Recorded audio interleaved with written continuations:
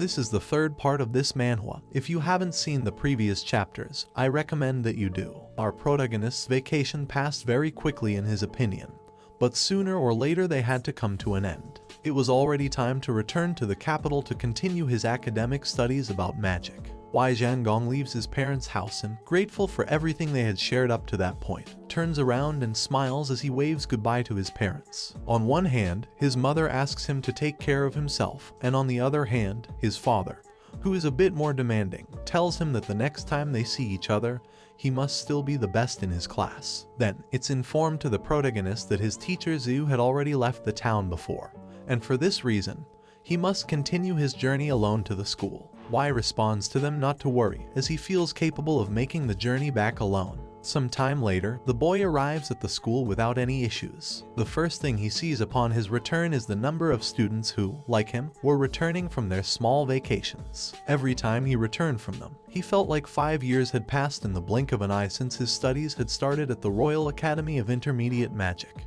And thanks to this time, today he enjoyed a strong foundation of magical knowledge. In the afternoon, Y heads to his teacher's place, knocks on the door to see if he's inside, and without waiting for a response, he enters the home. Inside was his teacher, who doesn't seem very surprised to see him back from his vacation. The teacher tells him that he will soon graduate and asks about his intentions after that. Y firmly states that once his studies conclude at that academy, he will focus on studying at the Royal Academy of Advanced Magic. And although it might seem very strange, this makes Leolun say that he doesn't want that. This unexpected reaction from the protagonist's teacher not only perplexes him but also forces him to ask why he believed he shouldn't attend that academy. Leolun responds that if he truly wanted to follow in his footsteps to become the strongest, he shouldn't take that path, or otherwise, he would never surpass him. This leaves the boy a bit confused and annoyed since he was confident in his excessive power, and believed that thanks to this and his young age, it was inevitable that he would surpass his teacher. The old man now begins to explain to his student why he says that. He starts by informing that his current age is 83 years, and the dean is younger than him, being 62 years old. Despite his age, the dean had become a master at 30, but since that moment, he hadn't made any positive progress. Then he asks his student if he knew the reason for this. Y was listening and observing attentively.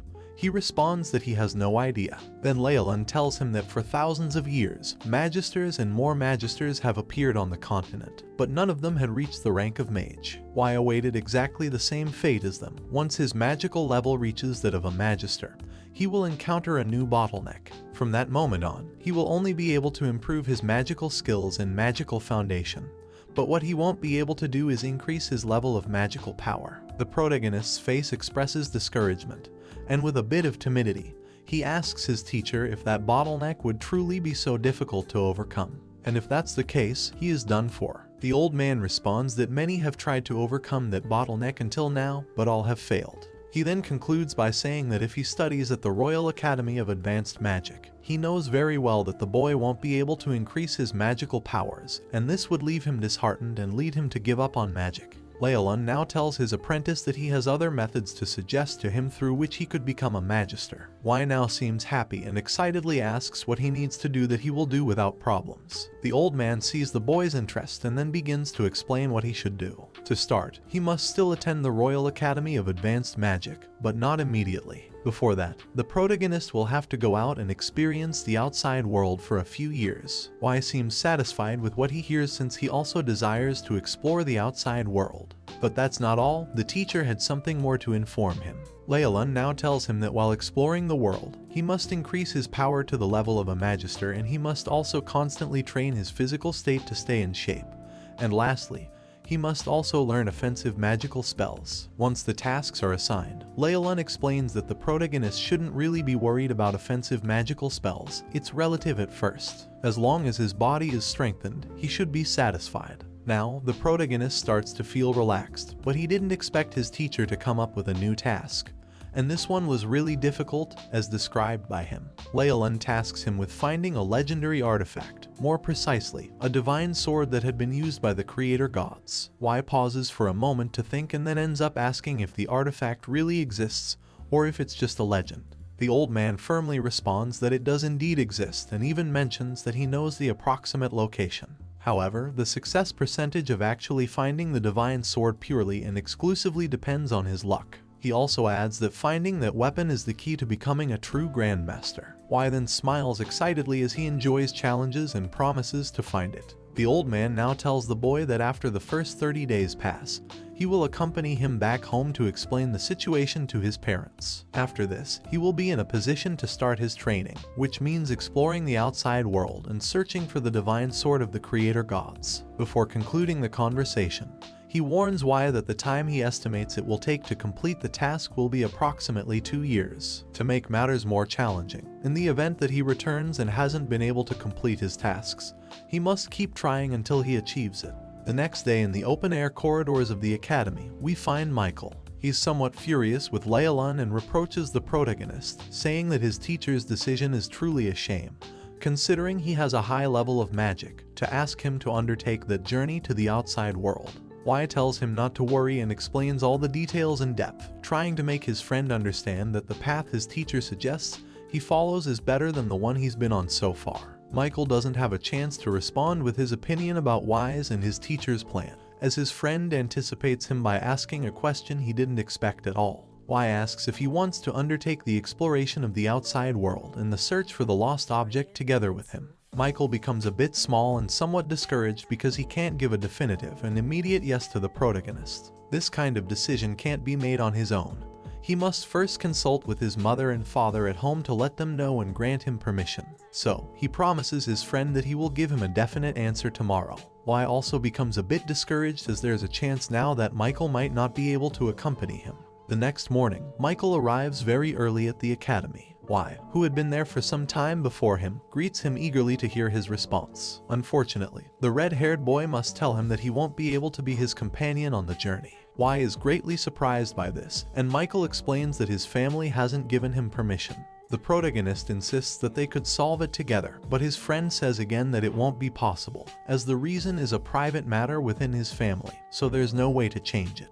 Then Y starts to feel completely disappointed and tells him that he would have really loved for him to be his partner. Michael falls silent. The protagonist now encourages him to at least study at the Royal Academy of Advanced Magic. After making the recommendation, Y confesses that he'll be gone for 2 years before they can see each other again. Suddenly, Michael jumps up, wraps his arms around him, and hugs him tightly, shouting "boss," as he always used to call him, expressing his affection and appreciation for Y, who hasn't left yet and already seems to be missed. Y couldn't deny that he felt sad about his friend's family decision, but still decided to offer words of support to Michael, saying that even though they can't be together temporarily, they will always be great friends. His friend responds that he deeply regrets his family's decision and that his real wish was to go with him, but he can't disobey family rules. He tells Y that his family group is very large and he has to work hard for all of them. Y fully understands and asks him not to say any more words. Michael is like a brother to him, so he completely understands. Now we have a jump in time of exactly 1 month, where the moment of separation has finally arrived. Y walks with his head down, accompanied by his teacher, as they pass through the welcome arch of the academy where he had spent his last years. Before he gets far enough to not see it anymore,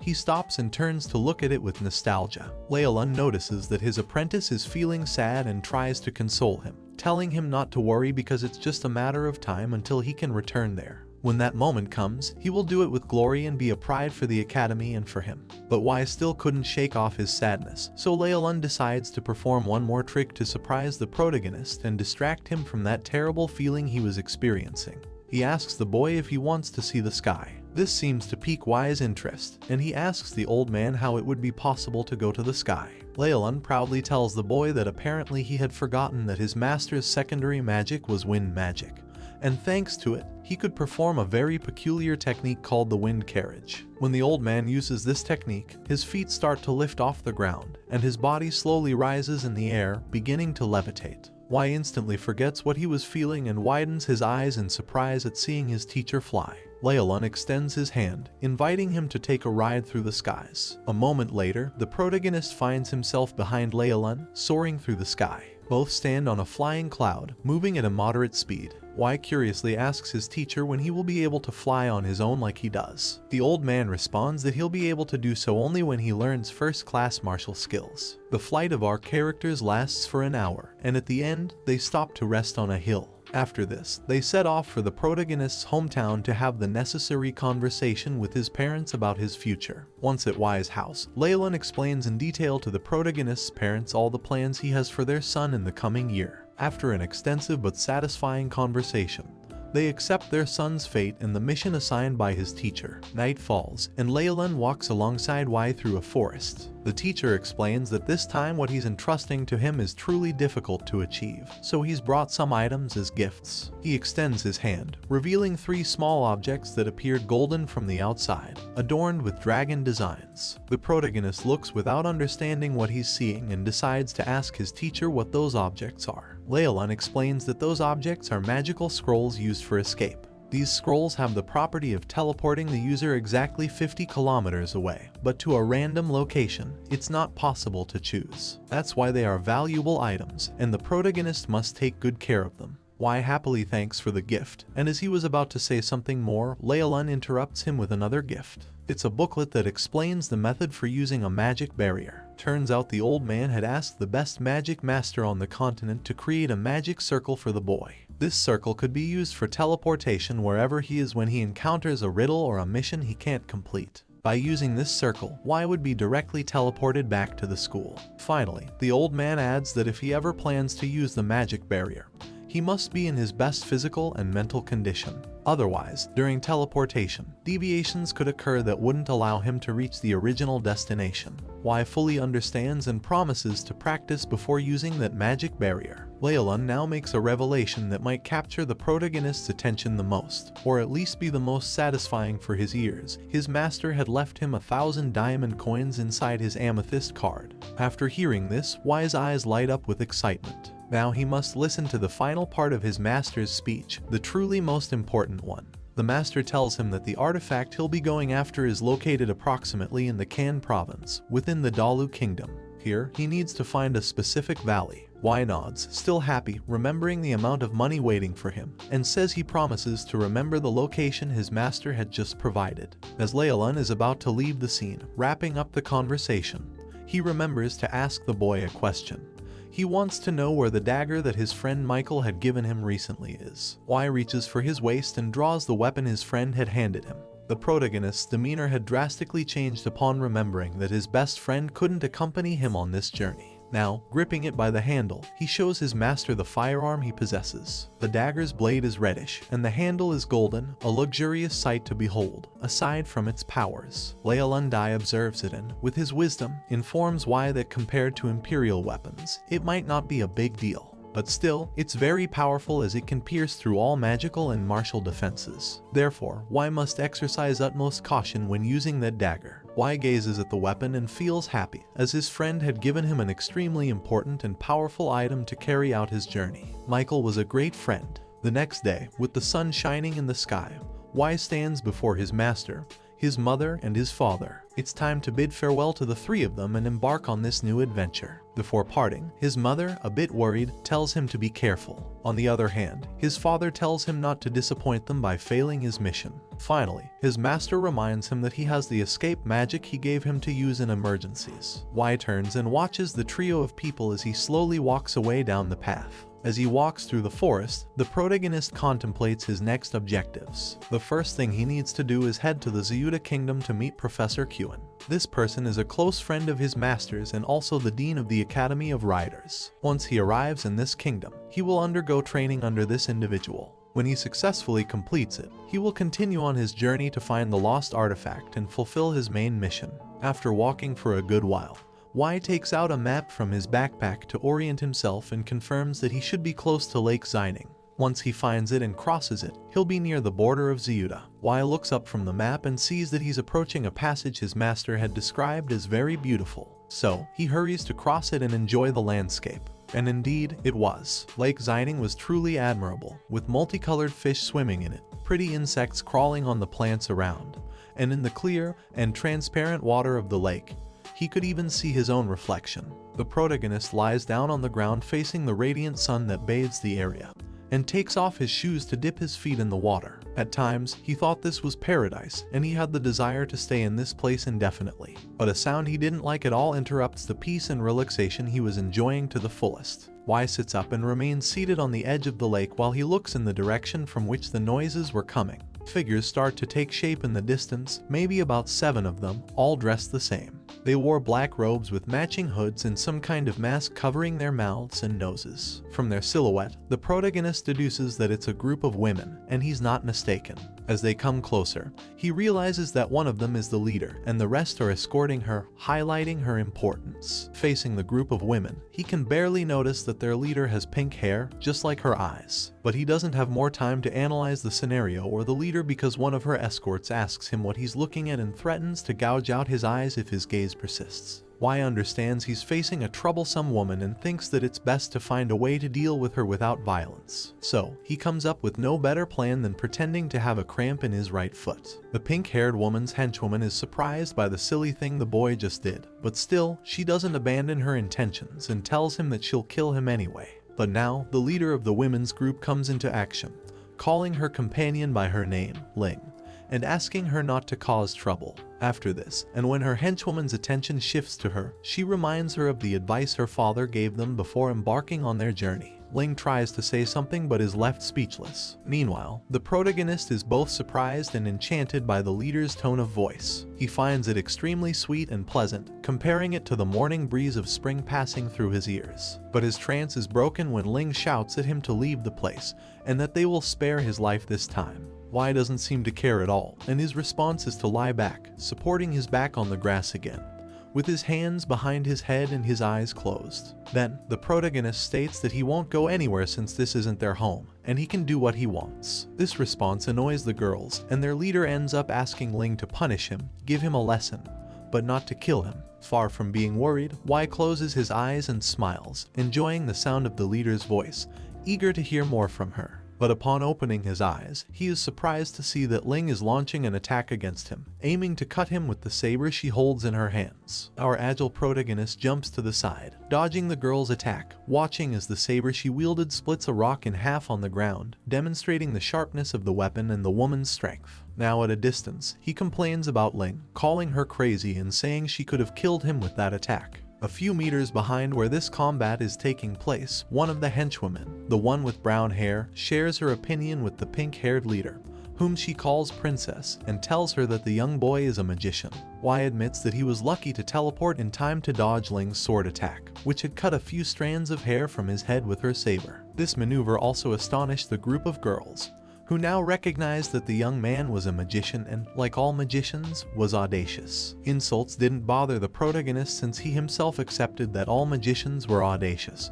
But if there was something that irritated him a lot, it was speaking ill of his friends and family, and even worse, speaking ill of his teacher, especially knowing that each and every one of them were excellent magicians. Thus, this only led him to feel compelled to teach the group of hooded girls a lesson. Y summons the light spirits of the light and asks them to transform into sharp arrows. One of the girls in the group, who hadn't revealed her identity yet, and was still wearing her mask to hide her face, seemed worried because the young man was using offensive light magic. On the other hand, the pink-haired leader remarks that this move reminded her of something.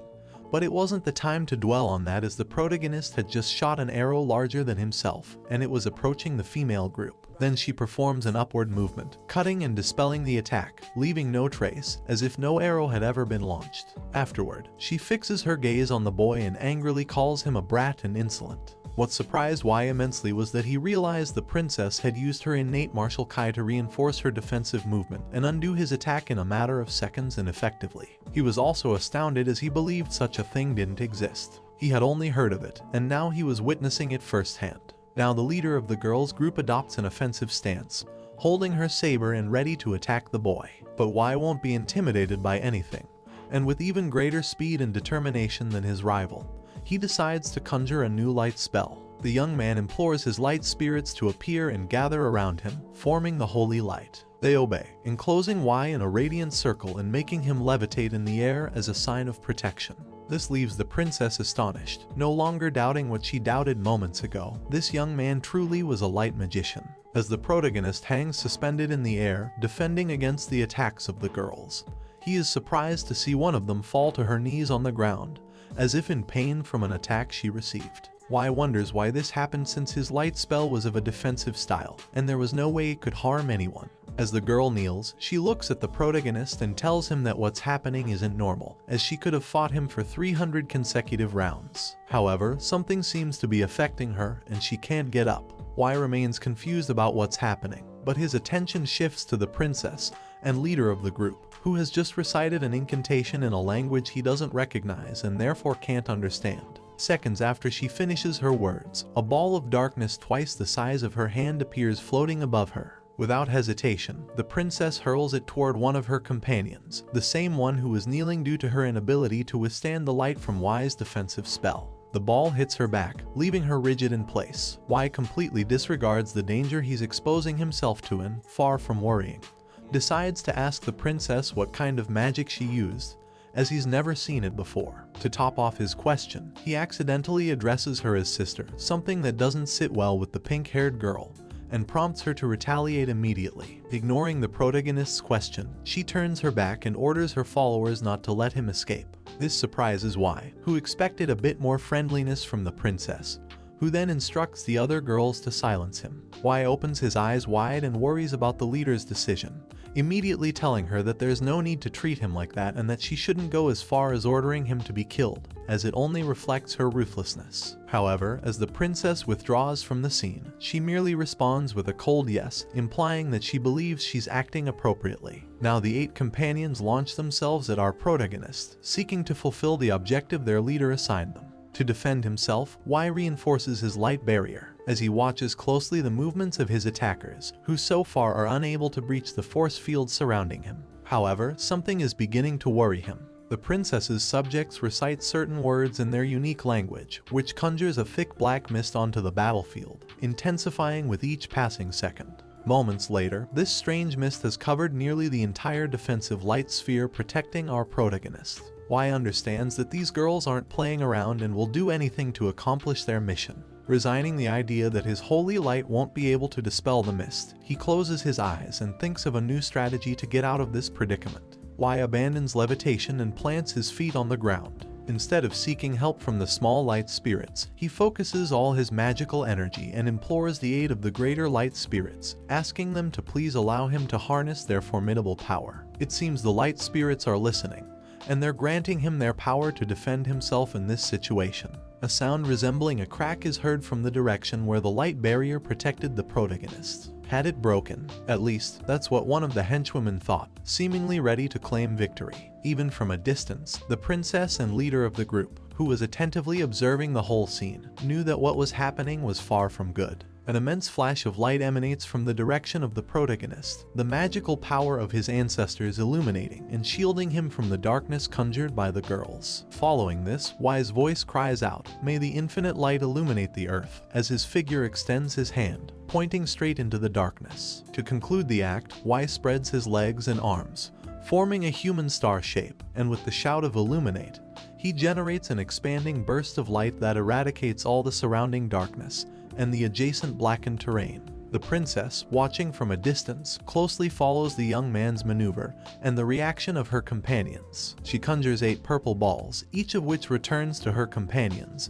protecting them from the light explosion of the mage. An explosion occurs upon the collision of the light against the dark force fields of the girls, leaving all of them with momentary blindness. Y seizes the opportunity to flee the area, running as fast as he can. Being a light mage gives him the advantage of controlling the direction and intensity of his powers. What he did this time was simply generate an attack to distract and minimally injure his adversaries, buying himself a little time to finally escape the turmoil. As he runs in the opposite direction of the group of girls who are on their knees, rubbing their eyes in an attempt to regain their sight, the princess appears by his side. Apparently, she wasn't affected by his blindness strategy. Her gaze is fixed on him, displaying annoyance at how challenging he's making things for her. However, our protagonist isn't thinking about that. His thoughts are solely occupied with admiration for the beauty of the princess. She had lost her mask in the explosion, revealing her face. Y softly comments that he has never seen a girl as beautiful as her, but she doesn't respond to the compliment. In fact, she appears concerned as she touches her face and realizes that her mouth and nose are uncovered, and the young man now knows her face. This worries her more than the power of the light mage. A prolonged gaze exchange that initially seemed never-ending was taking place between the protagonist and the princess. They were both staring at each other intently, but with different intentions. The girl breaks the silence. Although blushing due to wise words, she decides to shout and call for her teacher to help her get rid of the pervert who had, on more than one occasion, complimented her on her beauty. Why didn't feel guilty at all for what he had said. In fact, he was rather confused. He had intended to praise the girl, but she only wanted to get rid of him, even going to the extent of ending his life. However, as the protagonist appeared not to take the situation seriously, it further fueled the princess's anger. She asked him if his outward beauty was all there was to him. How could someone who sounded as sweet as her on the inside be capable of wanting to take the life of a guy like him? But Y senses that the atmosphere is growing tense. For perhaps a fraction of a second, the sky darkens, and something descends from it at great speed until it stands face to face with him. Then, the daylight returns to control the scene. The figure the princess referred to as Professor manifests itself in front of Y. This complex to describe being wore a black suit like the group of women, with the difference that something resembling wings, currently folded, extended from its shoulders down to below its waist. The being also had a white mask with a long, pointed nose like beak and red eyes. The black hood that crowned it was drawn back, and on it, one could see a kind of magnified eye symbol. This same symbol was also present on the wings of this figure. Lastly, a long black saber protruded from its back. Y barely had time to process all the details of this figure when he could barely pay attention. The voice of the princess was heard. She was asking the professor to help her eliminate the boy, as he not only knew her secret but had also had the opportunity to see her without the mask that protected her identity. So, her final request was for him to kill him or at least assist her in doing so. Y smiles, dismissing the situation, and to further test his rival's patience, he tells her that she's a real beauty, and what she has in beauty, she also has in fierceness. But he liked what he saw, so now, changing his attitude to that of a smitten child, he proposes to be her friend. The princess responds to the boy's words by merely bowing her head and remaining silent. Afterward, the figure that had just appeared in her defense, her professor, is the one who takes the path of violence. With a simple motion, the professor generates several gusts of wind that push back the protagonist. Y had to invoke a defensive light spell to shield himself from them. Following this, he realizes that the presence of the professor was undeniably powerful. The professor opens his mouth for the first time to belittle our protagonist, telling him that he's simply a child with light magic powers. With these words, he undermines him as if being a light mage were something derogatory. Y reacts angrily, just as the professor expected, and retorts that he is completely ignorant of the great popularity that the element of light had gained in recent times. Afterward, he humorously tells the professor that among all the mages on the continent, he was the weakest of them all. The protagonist's adversary seems surprised by the revelation the boy had just made, as the information they possessed was not the same as what the young man was providing. Here, we pause to take into account the protagonist's reflection, where he says that he didn't imagine that thanks to this conversation, humanity would be saved from a disaster. Returning to the battlefield, Y reaffirms to the professor that his words are true, and the man becomes interested in what he's saying. But the princess is not comfortable with this conversation. She starts to get annoyed that they are just talking and nothing is happening. So, she shouts at the top of her lungs to the professor to stop listening to the nonsense the boy had to say, and to finally kill him, as she couldn't allow the young man to reveal her secrets. Y addresses the princess, asking even though he knows the answer, if she still insists that the professor takes his life. Immediately after, he calls her beauty again and tells her that girls with her status shouldn't behave like that. He adds that he will make sure not to choose a beautiful girl as his wife in the near future. Finally, the professor gives in to the pink-haired girl's screams and informs Y that he will proceed to kill him and later verify if the information he had just given him was indeed true. So, without further ado, he distances himself from Y, raises his arms on either side of his body, ready to cast the spell, but not before summoning the great god of darkness, to whom he offers his soul in exchange for becoming an infinite devourer. Y is surprised by what he sees. It turns out he's facing a clan of demons, and that's not at all good. So, he stops joking and being careless. When he sees a giant shadow pouncing on him and opening its mouth to swallow him, he summons a defensive light sphere around his body to keep it at bay while he contemplates his next attack. Y comes up with the idea of concentrating a magical light attack in the sphere, that covers him and launching it against the shadow. As he does so, he's surprised to see that the darkness is effortlessly consuming his energy ball, leaving him defenseless once again. The protagonist feels completely surprised by how strong the demon clan's professor is. Next, he starts to reflect that until that moment he hadn't come across any kind of enemy like this, so he had no measure of how to interact with them, how to defend himself, or how to behave. The boy was well aware that demons held a deep resentment towards the human race, and apparently, for the time being at least, the best thing he could do was to flee the area until he became better prepared to deal with dark magic. Y places his index finger on his forehead where a third eye had been glowing intensely since the battle began. He then uses his short-range teleportation escape ability. With this, his body dematerializes, evading the professor, who is left alone on the battlefield dealing with Y's light ball. Just moments after the protagonist disappears, the darkness ball finally engulfs the light ball that Y had launched earlier. Now the professor has the freedom to focus his attacks on the protagonist, but he chooses not even to attempt it. He assumes that the young mage is very powerful for his age, and he's also surprised that the boy can use spatial magic with such ease.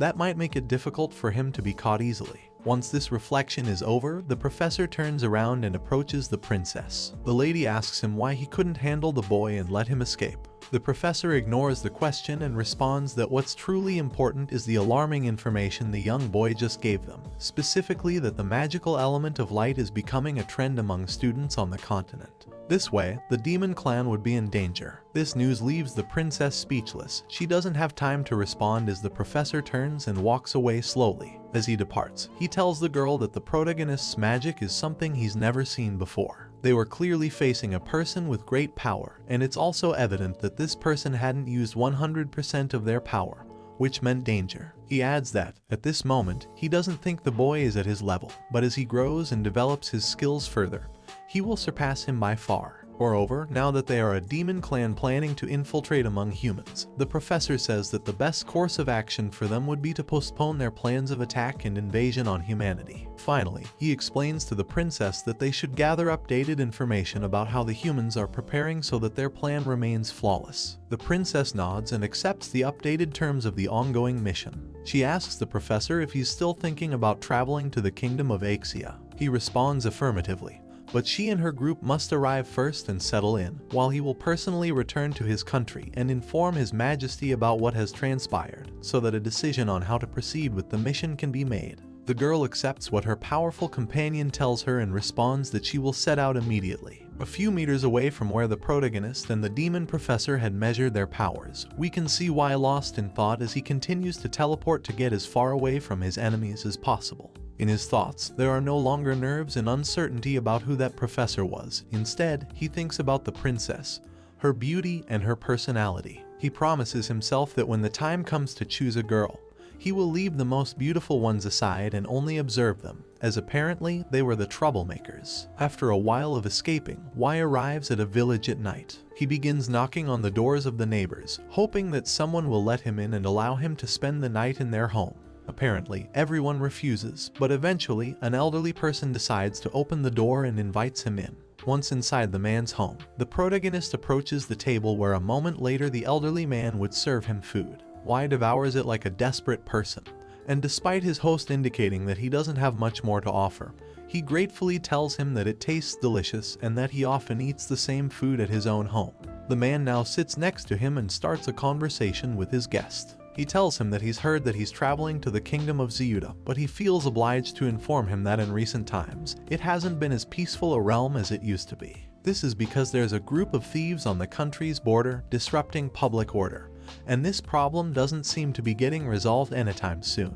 After listening to the problem at the border, Y becomes a bit concerned but doesn't dwell on it. Instead, he asks the man if there's any other way to reach the kingdom or if it's impossible. The elderly man responds affirmatively, saying that yes, there is a path through the border city of Pulma that he could take to reach his destination. Y gives his approval to this suggestion and comments that he will follow that path. Finally, the man suggests that the best and safest option would be to hire a group of mercenaries to escort him during his journey. The protagonist responds to this comically, saying that he might as well apply as a mercenary himself to earn some extra money. After dinner, the protagonist tells us that his host mentioned a nearby river. He heads there to take a moonlit bath. Upon arriving, he immerses himself in the clear waters with a single thought in his mind: the pink-haired girl, the princess. His reflection appears in the water, shouting, "I will kill you." This doesn't sit well with Y, who feels disappointed by her as she is a very beautiful girl, and he would have preferred her to be a kind person,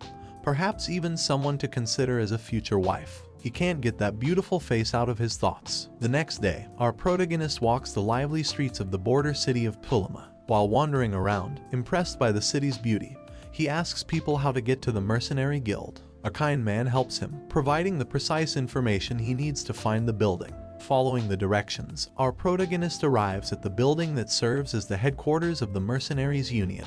He recognizes it thanks to its well-known logo, which is a sword piercing a shield. Without hesitation, he enters the building. Once inside, he heads straight to the main hall, where he finds a crowd of people wanting to join this society. Among these individuals, what catches his attention the most are the dwarf elves, as he hadn't seen any of them in his life before. Having familiarized himself with the place and feeling eager to register as a mercenary, he approaches a human woman who works as a secretary there. She's a bit nervous since her workday is ending and she has a date to attend. Her nerves temporarily fade as the boy interrupts her, asking how he can start receiving mercenary tasks. She responds that to begin, he should fill out a form that is a few meters away from him and points in the direction he should go.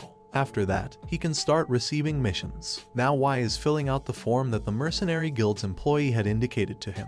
This woman is a bit annoyed by the situation and complains about people like Y who arrive at the building asking how to become a mercenary without even knowing their own limits. Y is very focused and successfully completes the form. He turns around to return to the secretary. Upon reaching her desk, he slides the document with his information gently and confidently. Now the woman begins to read Y's provided information carefully. However, her expression drastically changes when she reaches the rank section, where the boy had written Archmage. The woman is left perplexed but with some doubts. She didn't want to be deceived right away, so she decides to ask our protagonist if the rank he was reporting is indeed correct, as she believed it might be a joke. Y answers without hesitation, firmly confirming that it is correct, and he asks why she doubts his words. The woman now tells him that if his words are true, he should have certification from the Association of Mages. But this isn't a problem for our protagonist either. He places a folded paper on the table and hands it to the skeptical woman. She takes it and reads it carefully to verify its authenticity. The paper reads, Zhang Gong, graduate of the Royal Intermediate Magic Academy. However, what truly impresses and leaves the woman speechless is the part where it's mentioned that the class leader exempted the student from all magical exams due to outstanding grades. Now, the secretary can't help but shout loudly, causing a commotion in the entire room, saying that he's a great magician graduated from the Royal Intermediate Magic Academy. Some people around them turn interestedly upon hearing the woman's exclamation. Meanwhile, Y covers his ears, saying that she will make him deaf. Once the commotion settles down and under the admiring gaze of the woman, the protagonist asks if, after all, he can or cannot become a mercenary. The woman responds positively, saying there's no problem at all. She even confirms that thanks to his rank, not only can he take on mercenary missions, but he will automatically be considered a grade C mercenary. This means he can choose missions to his liking, as long as he believes he can complete them. Y is left astonished and highly interested in what the woman is saying, not because he would be a grade C mercenary with privileges, but because he wants to know all the available grades within that guild. So, he asks her for a brief explanation to better understand. With a smile, the woman gladly explains that mercenaries are divided into S, A, B, C, D, E, F, and G ranks. Each class has its own missions distributed according to the appropriate level of difficulty for each rank. However, mercenaries can move up in rank by completing a certain number of missions. Y appreciates the explanation and then asks the woman what mission he would like to receive. The protagonist replies that the difficulty level of the mission doesn't matter. What he currently prioritizes is the geographical area. Thus, he asks if there's any mission available that is close to the kingdom of Ziuda. The secretary nods, indicating that she understands his request, and tells him to wait a moment while she starts searching for a mission that suits his needs. As the woman walks away, Y stands observing the room and its surroundings. Suddenly, something captures his attention strongly, and he fixes his gaze on one of the walls. There, he finds a drawing of a very unconventional sword alongside some inscriptions. As he approaches, he realizes that it's the mission entrusted to him by his master, Laolon. However, what truly surprises him is that the mission's indicated difficulty level is SSS, the most complex of all difficulty levels. He also notices an additional reward for completing the mission, 1 million diamonds, an amount he believes could cover his national tax expenses for an entire calendar year. After analyzing the mission, he wonders who would be the one to pay that amount of money. The secretary of the mercenaries building, who has just returned, feels a bit embarrassed by the boy's curiosity and innocence. She asks him to follow her as she has found a suitable mission for him. Y follows her, and upon arriving, he learns that the assignment he's been given is a grade B mission.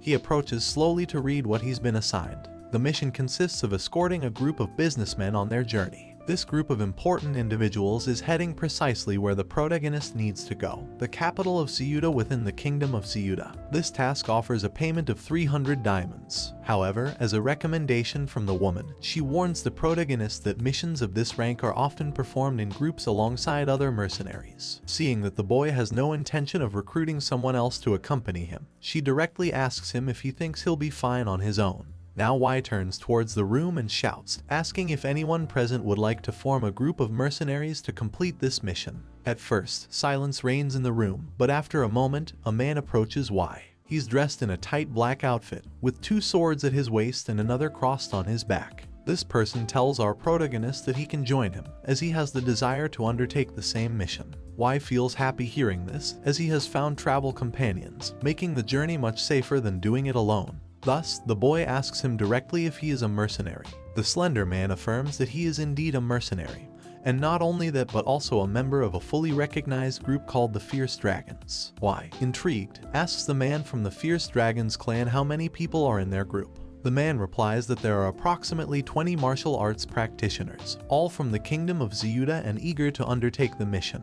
The protagonist also curiously asks about the man's warrior level, and inquires about the rest of the group. The man responds that his current level is almost knight, and the rest of the group ranges from intermediate to advanced warrior levels. Once Y gets all the information he wanted, he informs them that he feels like joining the Fierce Dragons group, but before that, he has 3 conditions they must accept. Intrigued, the one who invited him to the group asks what those conditions are. So, the protagonist starts with his short list of conditions. Firstly, he requests that they please prepare a carriage for his transportation, as he is a magician and his physical strength isn't sufficient for the entire journey on foot. The second condition is to make it clear that neither he nor the Fierce Dragons group will be part of each other's team.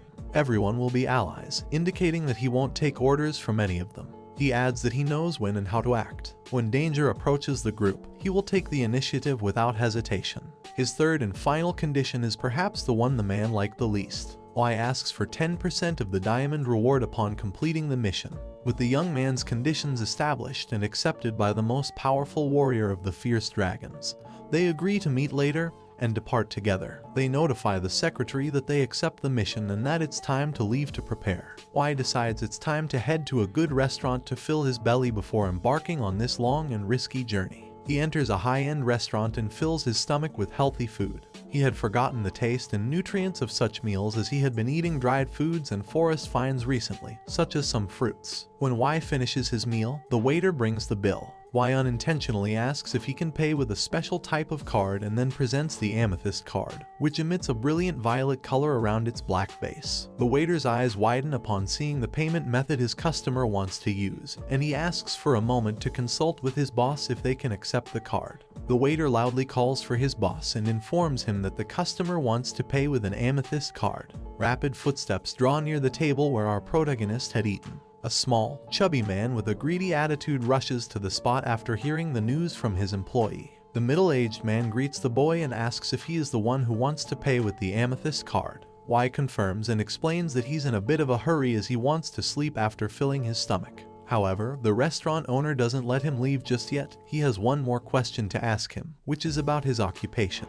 The protagonist is a bit puzzled by the question, as he doesn't see its relevance. Nevertheless, he answers that he is a magician. Now, he has a question of his own. What does his occupation have to do with the food and payment? The restaurant owner feels proud of the young man's question and proceeds to explain the situation. The restaurant Y visited is known for hosting diners of high social status or those with exceptional skills. If these guests provide a positive review of the establishment, they can get a free meal. Y decides he'll write a review since he finds the idea appealing. The restaurant owner asks about his mage rank, and the protagonist responds that he's a Grand Mage. This surprises the man, and he tells Wai that his rank is sufficient to receive the review. He thanks him in advance and lets him know that he'll be waiting. Wai leaves the place, realizing that by simply writing a few basic words praising the restaurant's cuisine, he could eat as much free food as he wanted. Busy. The day goes by, and the long-awaited review letter from the mage finally arrives at the restaurant. The waiter who had served him and the building owner receive the envelope with delight and extend their gratitude to the boy. Later on, the words written in the envelope would boost the restaurant's economy. The words from the young man, many generations later, would be auctioned for the modest sum of 20,000 diamonds. Now, we head to the Eastern Gate, where our protagonists should reunite with the Fierce Dragons group to start the mission they selected together. Wai greets everyone, eager to begin the journey. However, before setting off, the same man he spoke to in the mercenaries building introduces him to the caravan leader, whom they'll be escorting to Ziyuda. The elderly man appears hunchbacked, hidden beneath a robe. His name is Lu Meng. After sharing all this information, the man realizes he hadn't introduced himself to our protagonist yet. So, he agrees to provide his name and surname, Longmeng Hai. The protagonist must introduce himself as well, as he hadn't done so up until that moment. He does it just as Longmeng had, stating his first and last name. So, waving to Lu Meng, he tells him it's an honor to accompany him on this journey. Lu Meng asks the young man if he's the Grand Mage who is starting to be talked about more and more. However, the question from the caravan leader seems to displease our protagonist, and he decides they need to provide a little demonstration of his magic to make the elderly man believe in his words. Wai steps back a bit and then concentrates. He asks the spirits of light to gather before him. After a few seconds, the young man levitates a few centimeters off the ground, and an intense ball of light forms around him. Then, with great brilliance and accumulated power, he detonates that energy, transforming it into a burst of light that blinds everyone present for a brief moment. Once the disorienting effect subsides, Wai appears before the witnesses of his ability. In a proud manner, he states that if they have even a bit of knowledge about light magic, they should be able to distinguish that the defensive ability he just used was at level 6. More than one of the onlookers are astonished by Wai's brief and simple demonstration, but those who approach him to apologize for doubting his power are Lu Meng and Longmeng.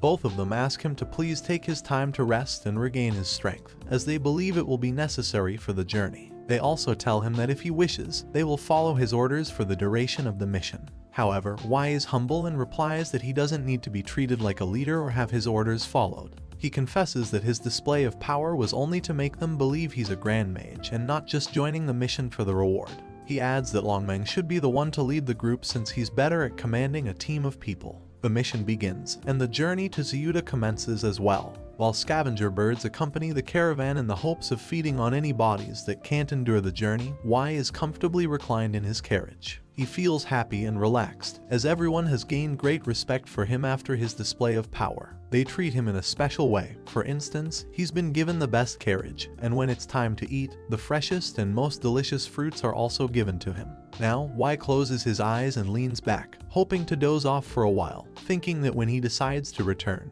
he'll have an excellent restaurant with free, satisfying food waiting for him. However, Wai's rest is interrupted by Longmeng, who bursts into his carriage and climbs over his body to shake him awake by his shoulders. The leader of the Fierce Dragons alerts him that a large group of bandits is outside, ready to rob them of their belongings, regardless of how dangerous it might be considering the powerful team escorting Lu Meng. Leaving his comfort zone, our lazy protagonist sees that the path they were following is obstructed by armed men with a violent and angry attitude, clearly looking for a fight. Wai starts to feel disappointed, as he had expected the selected mission to be much calmer than it appeared at that moment. He was feeling extremely unlucky, but this feeling worsens when Longmeng informs him that the number of bandits in the group they were about to face exceeds 300 men. One of the bandits, the one with a mustache, approaches with a smile and a triumphant air towards where the protagonist, the caravan leader, and the leader of the Fierce Dragons were located. The bandit says that his group wanted to speak with the leader. Wai turns with the intention of pointing to Lu Meng, but Longmeng beats him to it and pushes him forward, making him act as the leader to handle the situation. Wai, a bit frightened since numbers wouldn't be on their side in this confrontation, timidly asks the group of bandits what they wanted. Suddenly, a figure makes its way through the crowd and steps forward to face the young mage. It was the leader of the bandits, dressed in heavy black armor that set him apart from the rest of the wrongdoers. He was the leader of the bandits. Without beating around the bush, he informs the mage that he could spare their lives if they left all their valuable belongings aside and went on their way. Y decides to address the leader of the bandits respectfully and tries to reach an agreement through words. He asks if there might be a chance that they could be let go this time, and mentions that times were tough for everyone, implying that robbery wasn't the best option. The bandit leader responds that they had been waiting for a whole month for a well-laden group with merchandise, food, and money. So, the definitive answer was that they would let them go, but perhaps only in their dreams. After this response, the protagonist begins to believe that there's no way to change their minds, so he plays his last card, remembering that his professor had informed him that the people of Ziyuda were extremely proud. Maybe he could make something good come out of it. The young mage slowly approaches the bandit leader and asks if he was a knight. The leader, a bit annoyed, affirms it but also tells him he shouldn't meddle in things that don't concern him. He even confesses that their top leader is known as the Sky Knight. Now Y has cleverly devised a plan. He asks this knight if he's up for a wager. The knight observes him thoughtfully for a moment, intrigued by the proposal, and asks what that wager would be. Y adopts a more serious posture and replies that the wager would be between the two of them, with no one else allowed to interfere. The challenge is that the knight wouldn't be able to defeat him. Upon hearing this, the group of bandits bursts into laughter, completely confident in their leader's power and underestimating the young mage. The knight informs our protagonist that he accepts the challenge but adds that if he wins, he will not only take all their valuables but also their lives. He then asks if he still agrees to carry out that wager. Y hesitates for a moment and thinks that it's not at all convenient for the lives of the entire caravan to depend on him. He's about to decline his rival's counter-proposal, but just then, he's interrupted by Long Meng, who tells him that everyone had complete faith in his great magical powers and abilities. Therefore, they also entrusted their lives to him and believed that they could leave them in his hands. Y doesn't accept what this man is saying and asks his rival for a moment to reflect on this challenge. But Long Meng tries to persuade him to accept the rival's counter-challenge. The protagonist's indecision is interrupted by Lu Sai Meng, the caravan leader. It turns out that this man had another thought in his mind. Without wasting time, he steps forward to the young mage and addresses the black-armored knight from the enemy faction. The good leader asks his counterpart if he still considered the possibility that both he and all the traders traveling in his caravan would surrender their valuable belongings and, in that way, be allowed to leave alive. The knight is surprised by the proposal from the elder as it seemed that everything was pointing towards a fight. So, he gives his approval to Lu Sai Meng and congratulates him for being a smart person, comparing him to the young man whom he considered foolish for wanting to face him. Then he tells him to leave the merchandise and go wherever he pleases, assuring him that his life is spared. Y becomes upset by the caravan leader's decision and also for making it without consulting him, who was in charge of protecting him. The leader asks for understanding, explaining that by giving up all their valuable goods, they could escape and thus save the lives of the entire caravan without fighting, only losing material. Y turns calmly and tells him that since they haven't trusted him, from this moment on, he will stop defending them, and the fierce dragon team won't help them either. Now Y turns to his rival and without saying any more words, he begins to generate a shield of light around his body, indicating that the fight will start soon. His opponent congratulates him for his bravery and threatens him by saying that the fight will be simple and short. Our protagonist invites him to make the first move and provokes him by saying he wants to feel the power of the knight. Immediately, his rival charges towards him, drawing one of his swords and causing a slash in the air that transforms into a powerful shockwave. Y counters the move with his shield of light, which he has also transformed into a kind of wave resembling the appearance of his rival's attack. Both magical forces collide, showcasing the power of their wielders. After this clash of powers, both are propelled in opposite directions. The force of their abilities is strong enough to push them away from each other. He is curious because the protagonist managed to conjure a defensive spell without even mentioning his spirits of light. This leads him to question whether he's truly a mage or a warrior. Y responds that due to his high level of power, he no longer needs to recite spells to summon the spirits of light. The enemy seems to care very little or almost nothing about our protagonist's words and attacks him, thinking that if he attacks head-on, he shouldn't fail. However, Y manages to evade the offensive move of his rival, although with great difficulty. The protagonist now thinks that the opponent is very fast and he should end the fight soon as it could bring complications. Now Y takes a firm stance on solid ground and extends his hand with his fingers spread out as if it were a sword. Then, he summons his spirits of light and transforms his hand into a bright level 6 lightsaber, powerful and sharp, to destroy his rival. It was now known as the renewed cutting light sword. His rival laughs and mocks, saying that it seems he prefers close combat, unaware that he's mocking an extremely powerful attack. Y tells him to be quiet and says he'll let him experience something new and fun. He swings his arm as if it were a real sword, creating a shockwave that suggests with a well-placed attack he could defeat his rival. The knight, very surprised, lets out a cry of astonishment as he feels that sword hitting his left shoulder and damaging his armor. Y now stops his attacks and reminds him that a knight's duel is one conducted with respect and values. And one of these values is that if your opponent cannot counterattack, the fight should not continue. That was the case at that moment. The knight had been injured by the young man and didn't feel capable of launching a counterattack. But he wouldn't leave it at that, he still had more in store. The knight congratulates Y for his level of power at such a young age and tells him that he's truly starting to admire him. Also, the fact that he stayed to fight against his entire faction in the name of the Caravan travelers was truly incredible. But far from forgiving Y, the enemy decides to give him the opportunity to show his true power. So, he now summons his battle tiger to continue the encounter. Once the summoning process is complete, a giant beast appears behind the knight. It was a white tiger with black stripes, similar to a Bengal tiger, and it looked intimidating as it fixed its gaze on Y, eager to savor the young mage's flesh. The knight introduces it as his soul beast, named the battle tiger. He then tells the young man that, to level the playing field, he would give him the opportunity to summon his own soul beast as well. Y didn't do anything in response to the knight's invitation. He simply waited. The knight now states that he wanted to continue the battle with him, as it was nothing like the ones he had experienced before. In fact, he had a feeling it would be the most enjoyable battle he had in a long time. So, in order to multiply his power, he performs a fusion ability. A tiger lunges forward, and Y believes he's about to be overwhelmed by it, but he's mistaken. The creature impacts its master and then disappears completely from the scene. After a brief flash, the knight reappears with a different armor. This one is white and radiant, with golden details fit for a royal knight. His sword is thicker and larger, black in color, appearing even deadlier than before. Once the knight notices that his opponent is utterly surprised by the appearance of his new armor, he invites him to another duel. Y ponders for a moment. He knows very well that if he doesn't summon his soul beast, Zyojin, he will definitely lose the battle. But he's afraid to do so. He still holds that fear of losing and of his beast dying, as had happened the last time. He can't afford to take that risk again, but he also can't afford to lose his life, the mercenary mission entrusted to him, or to fail his master Leolon. So, he makes the final decision to summon his soul beast, his companion Zyojin.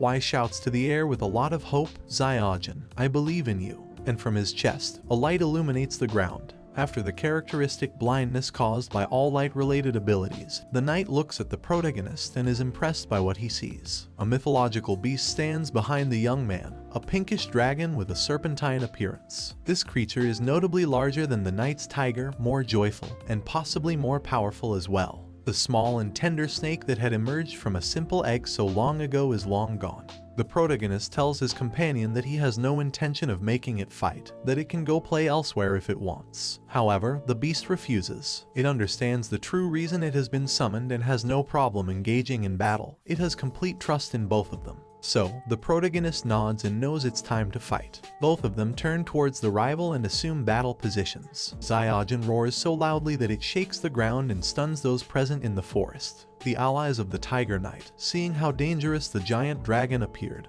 give up fighting and even staying to witness their leader's battle. Right after, they retreat in defeat. To Y's surprise, and bringing him almost to tears, the main enemy knight has a similar reaction. He opens his eyes in horror, perhaps wondering to himself what kind of magical beast this is. Then he exclaims that he even feels his tiger wants to break free from the body fusion and no longer wishes to fight against Y and his giant serpent dragon. Consequently, he opts for surrender. Y is relieved to hear that, though he didn't expect it at all. He calls his beast back into him, and Zyojin huffs disappointedly as it can't fight and showcase its power. The knight is so frightened that he pleads with Y to please call back his beast out of fear, that it might disobey and attack him nonetheless. Y finally complies with the request. When Zyojin finishes retreating within Y's body, the young man is utterly exhausted, panting heavily, and showing signs of fatigue. He explains that his beast consumes too much magical energy, almost half of his reserves, leaving him unfit for further combat. But his words are interrupted by the Dark Knights, who, surprisingly addressing him as younger brother, attempts to convince himself that the fight isn't over. He just doesn't want to pit his tiger's power against Y's dragon on even terms, as it wouldn't be interesting to prove anything.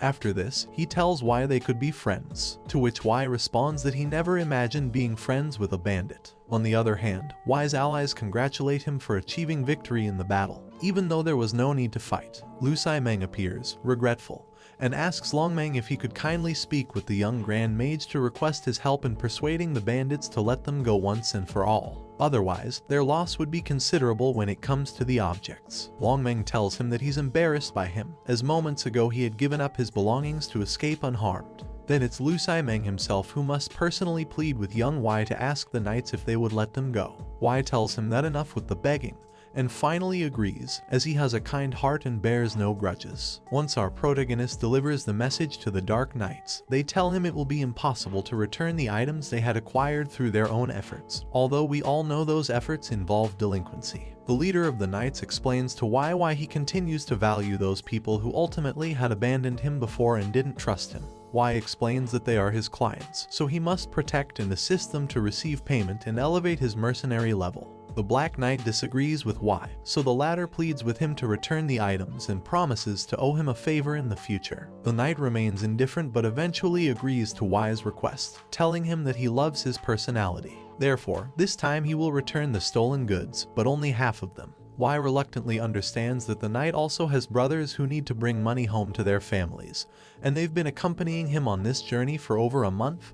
Going back home empty-handed would be disappointing. Y tries to say something about this, but the Knight cuts him off, as he hasn't finished saying what he needs to say. Now he tells Y that he'll set a condition that the young man must respect and fulfill. He wants Y to visit him at his fortress the next day. Y accepts and bids farewell to Lu Meng and Long Meng's caravan to go with the bandits to where their home is located. This way, he can prevent the deal from falling through and the leader Knight from backing out. So, without further ado, the protagonist joins the group of criminals and heads to their fortress with them. He notifies Long Meng beforehand that they should proceed directly to Zyuda, and he will meet them there. Once their journey is underway, Y recalls that he had never introduced himself to the bandit group, so he does so with his name, last name, and even mentions that he's almost 17 years old. The leader of the malefactors smiles at the young man and tells him that everyone calls him Janhu. He's currently 28 years old, but he'll turn 29 later in the current year. Y smiles back and tells him that he would make a good older brother, but what he's interested in right now is seeing Janhu's home. Janhu agrees and invites him to pass through an archway made of bricks, through which a dense ray of sunlight filters. Y crosses the boundary between light and darkness, finally entering the bandit's fortress. As he shows up, two women energetically greet Janhu from the windows of a nearby building, alerting others to his arrival with their greeting. Then two elderly women, feeling proud, express their joy at seeing him return. Two young children also run towards him, eager to embrace him and thank him for coming back alive. Janhu invites everyone to gather around the cart he just brought and help themselves to the goods inside. As people approach the area, the Knight asks the protagonist to follow him. Finally, where they are headed is Janhu's home. He advises Y that he doesn't need to take off his shoes and can come in. Y enters, but what he sees inside Janhu's home leaves him bewildered. Janhu had removed his helmet, revealing his long black hair that reached down to his waist, a sight that nobody had had the chance to see until that moment. Y doesn't have time to comment on his striking hair, as the host of the home was approaching him with a bottle. Jan tells him to come over to the table, as it's a good time for them to share a meal and chat a little. Y doesn't want to intrude, but he also can't help making a constructive comment about the home to his hosts. He tells Jan that he should reinforce it a bit, as a strong windstorm could cause disasters to his house. However, Jan tells him that improving the structure would be a luxury for him, and that's not something he's interested in. His life is simple and humble, and he doesn't need more than that. Our protagonist partly understands what the Knight is saying, but he can't keep his mouth shut and asks if Jan had gone through sad moments in his life that led him to have that personality today. Jan confesses that what the young man thinks is true. He has had a tough life. Then, to the magician's surprise, the knight says he will tell him everything right at that moment while they drink together. Wai doesn't seem to have any issue with listening to the stories that his new friend has to tell. But what he wants to decline is the wine, as he had never tried an alcoholic drink before. Jan tells him to relax and that it's a good time for him to do so, as the wine he's offering is delicious. Wai agrees and says that this time he'll join him, and once his host pours the wine into Wai's container, the latter proposes a toast. After clinking their glasses, Wai takes his first sip of this alcoholic beverage and immediately makes a disgusted face, indicating that he finds the taste horrible. The character's dialogue begins with a basic question from the young man, who asks the knight why he chose the path of the bandits with all the dangers it entailed. Wai was convinced that with the skills displayed by the nearly 30-year-old knight, he could have been hired almost anywhere he set his mind to.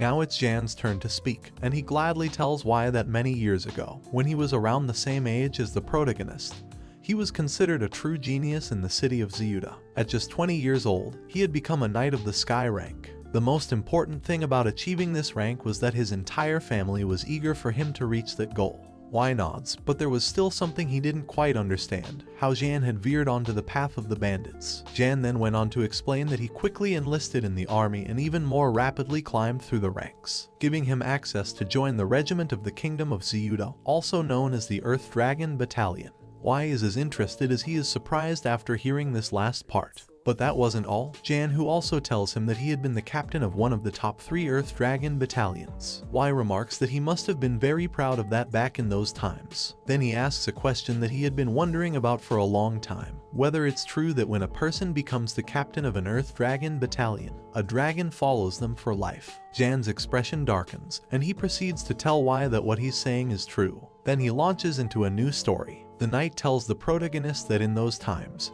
he had been the owner of one of the Earth Dragons and had battled alongside it. They had an excellent relationship, but sadly, one afternoon everything changed. It turns out that his dragon, named Maizio, had to be sacrificed after Jan failed in one of their training sessions, and his dragon saved his life, but suffered irreversible damage. Wai is taken aback upon hearing his host's story and tries to lessen the pain that recounting that part of his life brings. He tells Jan that he shouldn't blame himself, as it wasn't his fault for what had happened.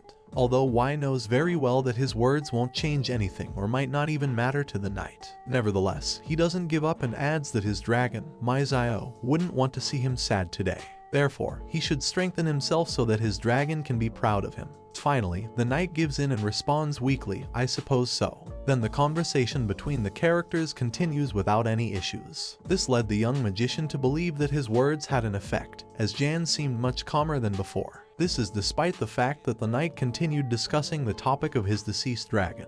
He told Wai that even today, he still felt guilty, and most of the people he confessed to accused him of being a merciless murderer. Jan continues with his story from his younger days and shares with the protagonist that after the accident with his dragon, he was removed from the captain's position.